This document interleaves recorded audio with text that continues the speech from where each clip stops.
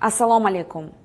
Kuni kecha prezidentimiz tomonidan narkotiklarning noqonuniy muomalasi uchun javobgarlikni kuchaytirish to'g'risidagi o'ta muhim qonun qabul qilindi.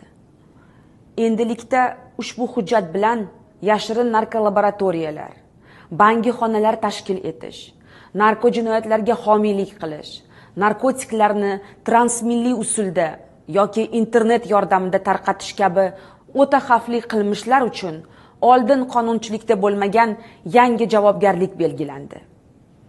Endi bu kabi jinoyatlarga qo'l urgan fuqarolarga 20 yilgacha ozodlikdan mahrum qilish jazosi beriladi.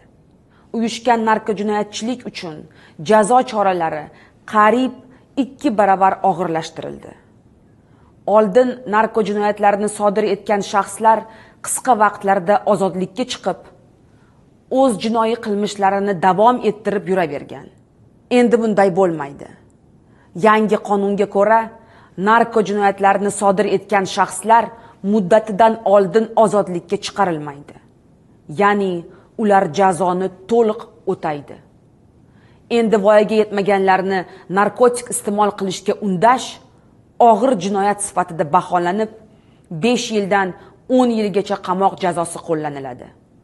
Ta'lim muassasalari, maktablar, talabalar yotoqxonalari, bolalar oromgohlarida voyaga yetmaganlarni narko jinoyatlarga jalb qilganlar 10 yilgacha ozodlikdan mahrum qilinadi. Bu hujjat faqat jinoyatchilarni jazolash uchun emas, balki xalqimiz salomatligi va genofondini himoya qilish, yoshlarimizni fojiali yo'ldan asrab qolishga qaratilgan qonundir.